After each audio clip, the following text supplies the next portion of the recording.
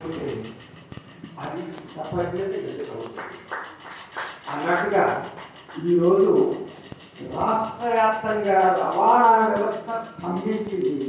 అయినా రామానుజాచార్య రవీంద్ర భారతి స్పందించింది. చాలా గొప్ప విశేషం. ఎందుకంటే ఇటువంటి పరిస్థితుల్లో కూడా ఇంతమంది వచ్చి శ్రీమద్ జగద్గురువులు శ్రీ రామానుజాచార్య వారి 1900 జయంతి ఉత్సవానికి హాజరవడం అనేది ఒక మామూలు విషయం కాదు. కాబట్టి ఈ సందర్భంగా జగద్గురువులు రామానుజాచార్యుల వారికి వారి వందనం. ఎందుకంటే పెద్దలకు ఎప్పుడు కూడా మనకంటే వయసులో పెద్దవాళ్ళకి జయంతులు కానీ పుట్టినరోజులు కానీ శుభాభినందనలు చెప్పకూడదు. అది భారతీయ సంప్రదాయం. వాళ్ళకు వందనాలు ప్రణామానం మాత్రమే అర్పించాలి. మన సమవయస్కులకు మాత్రం శుభాభినందనలు, మనకంటే చిన్నవాళ్ళకి తరుణ వయస్కులకు శుభాశిస్సులు తెలియదు మన సంప్రదాయం. కాబట్టి వారికి ప్రణామం. వారి జయంతి సందర్భంగా మీకందరికి శుభాభినందనలు. ఇది ఇకపోతే మన భారతీయ ధార్మిక జీవన చిత్రాన్ని ఒక్కసారి పరిశీలిస్తే చాలా అత్యద్భుతమైన విషయాలు మనకు కనిపిస్తాయి.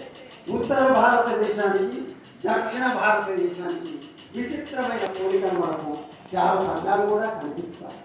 ఉత్తర భారతదేశం అదేమిటో కానీ అవతారాల నిలయం. భగవంతుని అవతారాలు దశావతారం మత్స్యకూర్మ వరాశ్చ నారసింహత్స వానమన రామో రామశ్చ బలరామ కల్లి దేవత అన్నట్టుగా ఆ అవతారాలన్నీ ఉత్తర భారతదేశంలోనే ఆవిర్భవించాయి. దానికి విచిత్రంగా దక్షిణ భారతదేశంలో జగద్గురువులు ఆవిర్భవించారు, ప్రవక్తలు ఆవిర్భవించారు, ప్రవచనకారులు ఆవిర్భవించారు. ఒక ఆది శంకరాచార్యులు, ఒక జగద్గురువు.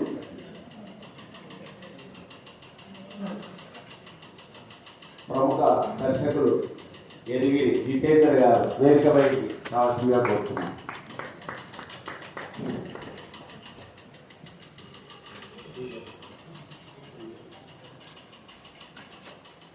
మధ్వాచార్యులు, జగద్గురు శంకరాచార్యులు, ఇట్లా ఒక ద్వైతం, అద్వైతము, విశిష్ట అద్వైతము, ఇట్లా అనేకమైనటువంటి సిద్ధాంతాలు, సైద్ధాంతిక పునాది మన దక్షిణ భారతదేశంలోనే ఆవిర్భవించింది. ఇది ఉత్తర దక్షిణ భారతదేశాలకు మధ్య ఉండే ప్రధానమైన తేడా.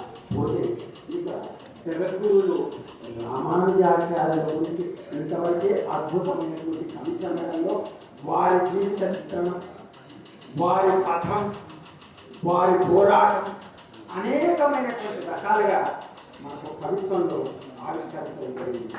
డాక్టర్ శ్రీనారాయణ గారు ఒక మాట అంటారు. ఏమంటారు ఆయన? ధరా గిరిజనుడే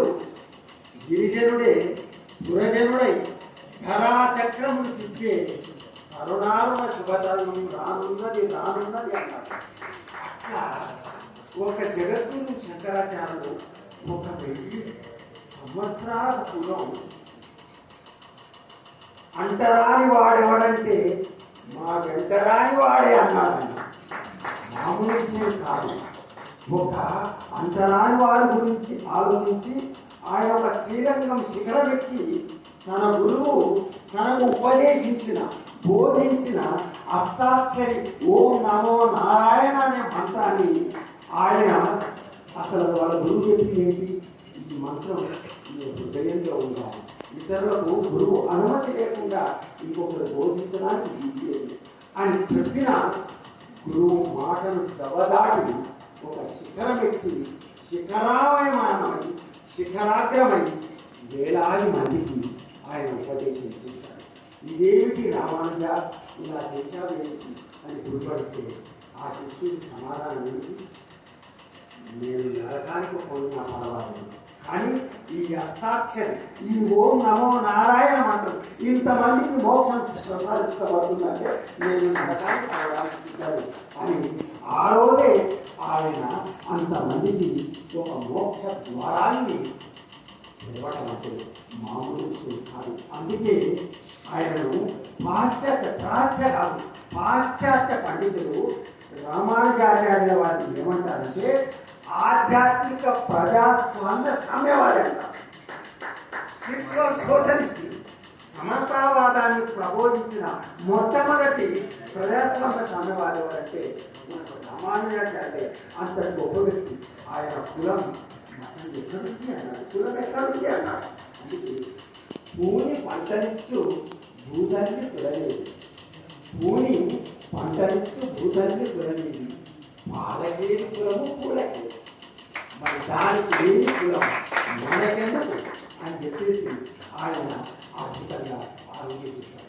కానీ ఆయన ఎంత ధైర్యంతో చేశారు.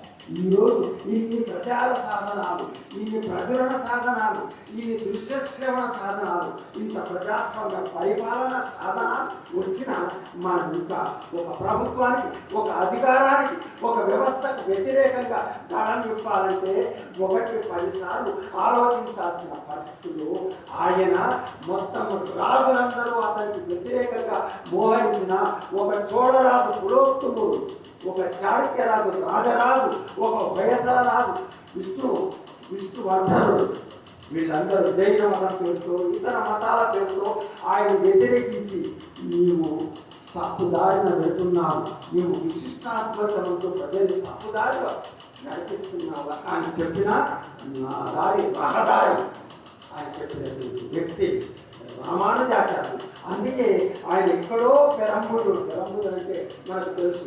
ఆయన జన్మించిన స్థలం చెన్నైకి చాలా దగ్గరగా ఉంటుంది, 24 కిలోమీటర్ల దూరం ఉంటుంది. పెరంబూరు 2 విధాల ప్రపంచానికి ప్రసిద్ధమైంది. ఒకటి రామానుజాచార్య జన్మం వల్ల, రెండవ చెప్పగలగా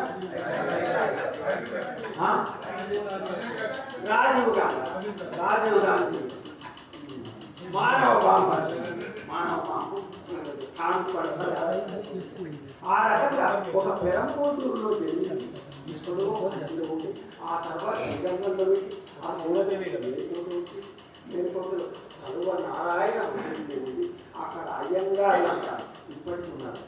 అయ్యంగారుల పట్టుదల ఇప్పటికీ కూడా మనం కలుసుకోవాలి. ఇప్పటికి కూడా మీకు తెలిసే ఉంటుంది, ప్రపంచమంతా ముఖ్యంగా భారతదేశం అంతా దీపావళి జరుపుకుంటుంటే ఒక్క దీపావళి జరిగిన ప్రాంతం ఏది? ఎవరైనా చెప్పగలరా? మొత్తం భారతదేశం అంతా దీపావళి జరుగుతుంది, ఒక్క మేలుకోటేదో ఇప్పటికి కూడా దీపావళి జరగదు.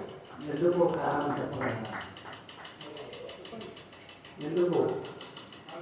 ఒక్క టిప్పు సుల్తాన్ చేసినటువంటి అయ్యంగార్లపై జరిగినటువంటి అకృత్యాలకు నిరసనగా, ఆ దేవాలయంలో జరిగిన దమనకాండకు నిరసనగా ఇప్పటికి కూడా అయ్యంగారు అక్కడ దీపావళి పండుగ జరుపుకోవాలి. అది విచిత్రం. అంటే అంతకంటే విచిత్రం ఏంటంటే తమిళనాడు మాజీ ముఖ్యమంత్రి ఉప్పు మహిళ ఎవరు? జయలలిత కూడా అయ్యంగారే. ఆమె కూడా దీపావళి జరుపుకుంది. అది గొప్ప విశేషం. దీని నాటం నేను దీపావళి జరుపుకోనని చెప్పేసి జయలలిత కూడా దీపావళి. అట్లా ఒక రామానుజుడు ప్రపంచానికి ఒక విశిష్టాద్వైతాన్ని ప్రబోధించి ఒక గొప్ప మానవతావాదిగా మారి ఈరోజు ప్రపంచానికి ఒక జ్యోతిగా మారడం ఒక మామూలు విషయం కాదు. అందుకే ఒక నారాయణ మంత్రాన్ని ఆయన ప్రబోధించి అందరికీ అందించారు. నారాయణ మంత్రం అంటే ఓం నమో నారాయణ అంటే ఒక అష్టాక్షరి మంత్రం. దాని యొక్క విశిష్టాద్వైతం అంటే ఏంటి? విశిష్టాద్వైతం అంటే లక్ష్మీనారాయణుడి శాస్త్రుడు, ఆయన భగవంతుడు, మిగతా ప్రకృతి జీవుడు శాశ్వత. అదే ద్వైతము అద్వైతానికి తేడా ఏంటంటే అద్వైతము ఏం చెప్తుంది? జీవుడు దేవుడు రెండు ఒకటి అని చెప్తే దేవుడు శాశ్వతుడు, లక్ష్మీనారాయణుడు, జీవుడు ప్రకృతి అది శాశ్వతం. అంటే దాంట్లో ఒక ద్వైతాన్ని సృష్టిస్తుంది.